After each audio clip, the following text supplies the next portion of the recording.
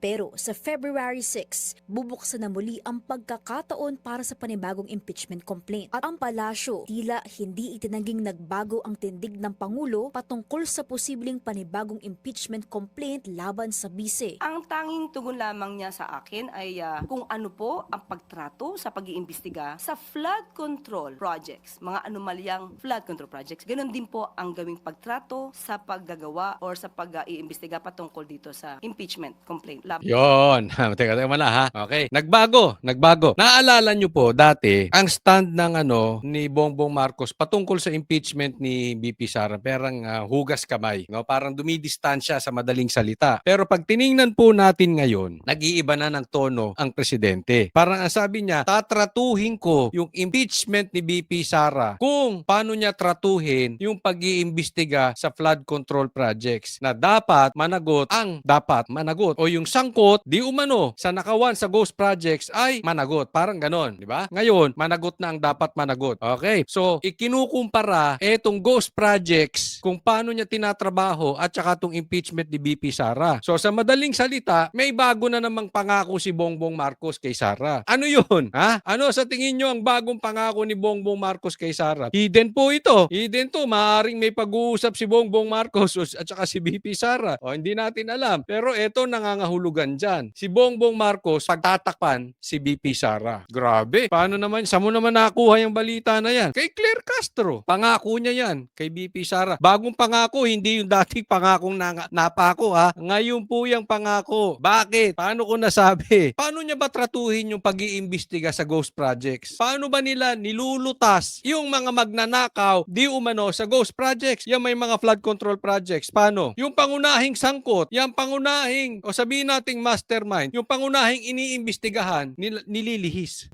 Nakita nyo ba si Tambaluslos na naimbestigahan? Nakita nyo ba si Bongbong Marcos na naimbestigahan? So sa madaling salita, pagtatakpan ang mastermind or pagtatakpan yung pangunahing dapat iniimbestigahan. Eh sino ba ang pangunahing ini-impeach? Si BP Sara. O di pagtatakpan niya rin. Ang ganda ng ang ganda ng pagkakadiskarte mo dito, Bongbong Marcos ha. Real talk po tayo. Kidding aside, real talk. Pasado ba sa inyo? Ilagay nyo dyan sa comment section. Pasado ba sa inyo ang trabaho ni Bongbong Marcos para malutas at mapanagot ang dapat mapanagot sa flood control projects? Ilang buwan na po yan, may nangyayari ba? Ang pangako niya, walang Merry Christmas. Itong mga lintik na itong magnanakaw. Ang pangako niya, maraming makukulong. Marami bang nakulong? May big fish bang nakulong? Wala. Eh kung ikukumpara niya yung impeachment ni BP Sara doon, parang sinasabi kakampihan niya si BP Sara. Hindi ko sinasabi na guilty si BP Sara doon sa kanyang paratang sa kanya patungkol dito sa impeachment. Ang punto ko lang dito, yung pangunahing,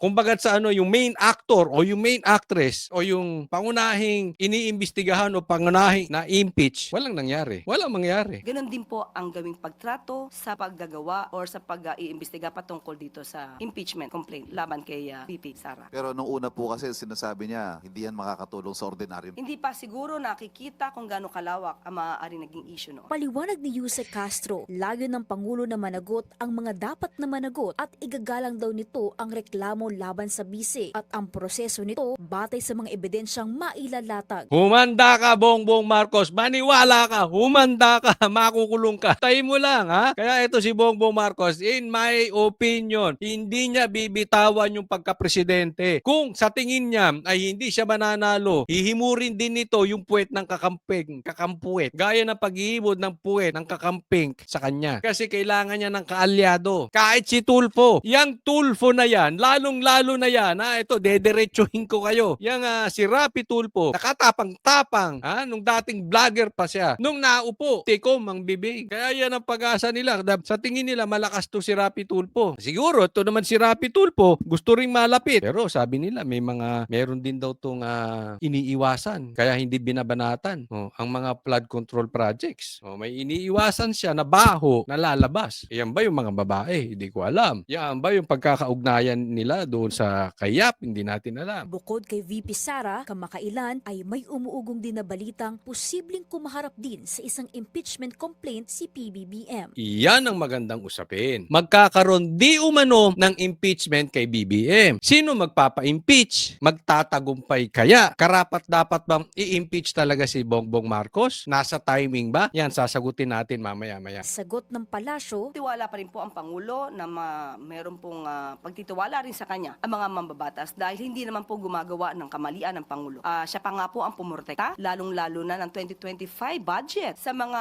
matitino din po at maayos na mga mambabatas. Alam po natin kung saan sila gagawin. Gagawin sila sa matino at hindi sa mga korap. ang Malacanang hindi pa lubos na matukoy kung sino ang may pakana ng niluluto umanong reklamo laban sa Pangulo. Ang paglalabas di umano ng balak ng mga supporter ng mga Duterte na magsampa ng impeachment. Sinasabi ng iba, ito para makaiwas di umano ang Vice Presidente sa mga isyung paglustay at mga di umanong pagtanggap ng pondo, milyong-milyong pondo mula sa mga drug lords. Ang Pangulo po, unang-una, hindi po siya nagnakaw ng pera. Pangalawa, siya po ang Teka, sasagutin ko lang maiksi. Sabi daw, ang Pangulo daw ay hindi nagnakaw ng pera. Paano mo naman nasabi, Claire? Yung tulay nga ninakaw niya eh. 2 tulay na po ang ninakaw niya sa Duterte. Oh, yung una, hindi naman sa kanya siya nagsimula nun. Si Sara, eto na naman pangalawa. Nasimulan din ng Duterte. Tapos po, sasampa siya ron, aangkinin niya. Ganyan po katindi magnakaw niya si Bongbong Marcos. Yung isang very, very obvious na hindi dapat para sa kanya, kinuhan niya. Yung pakayang perang nakatago, yung pakayang confidential funds nito, hindi niya nanakawin. Pwe!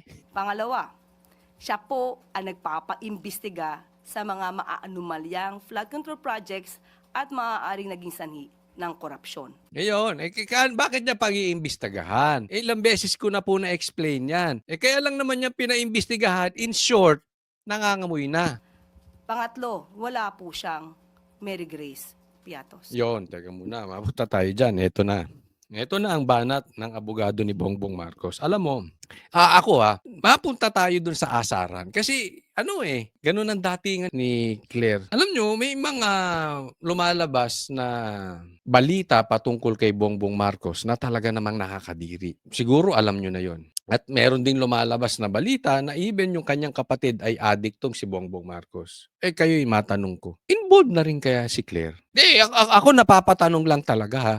Kasi talagang ang asta ni Claire ay hindi astang Yusek. Talagang talagang nababoy ang PCO. So pag inisip po natin, parang ang dating talaga, gumagamit na rin kaya ito si Claire? Or talagang nabaon na siya kay Bongbong Marcos? Hindi ko alam kung ano ibig sabihin ng nabaon. Pero nabaunan na kaya ito ni Marcos. Yung nabaunan, yung wala na siyang kawala. Kasi hindi na po ito gawain ng isang Yusek. Hindi na rin ito gawain ng isang abogado. Ito'y parang gawain na lang talaga ng asaran eh. Awa ko, one day, hindi ako magtataka kung may lalabas ditong video. Baka mamaya gumagamit na rin. Hindi ako magtataka, baka one day, ganun na rin yung bunganga nito. Hindi natin alam. Alam naman natin yung gawain ng pamilya nila. Kayo, alam nyo yun eh. Pero puntahan natin dito, yung sinasabing gusto ko lang i-discuss. Yung patungkol dito sa impeachment na di umano, ito'y nanggagaling sa mga Duterte, mga pro-Duterte. I really don't think so. Ang balita ko dyan, galing ito sa Makabayan Black.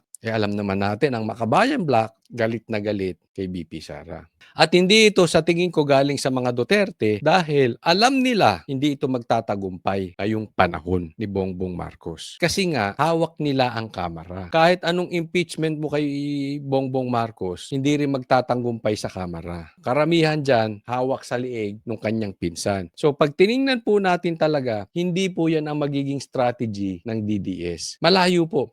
Long shot yung mga pinagsasabi ni Claire. Kaya nga nagtataka ako, etong si Claire, parang walang alam patungkol kay Marcos. Pag-uusapan yung amo niya, wala siyang alam. Parang ang alam nito si Claire lang ay patungkol doon kay Sara sa mga Duterte. Pero pag Marcos, wala na tong alam. Hindi ka ba nakakabalita? Wala ba kayong intel? Hindi nyo ba nararamdaman to, Claire? Ito, tandaan nyo to. Kung magkakaroon man ng impeachment, yung mga lintik na nagsasampa na yan, nagpapataas lang ng presyo yan. Bakit? Alam naman nilang walang mangyayari doon sa impeachment kay Bongbong Marcos. Even kay BP Sara, walang mangyayari dyan sa impeachment ni BP Sara. Kung dati nga, marami pang pera si Tambi, pangbigay, hindi na nagtagumpay. Ngayon pa, na nabawasan na yung pera ni Tambi, nabawasan ng pagbigay, magtatagumpay, hindi. Posible lang, ginigipit lang nila ang Malacanang para bigyan sila ng pera. Sige, impeach ka rin namin. Pagka hindi kayo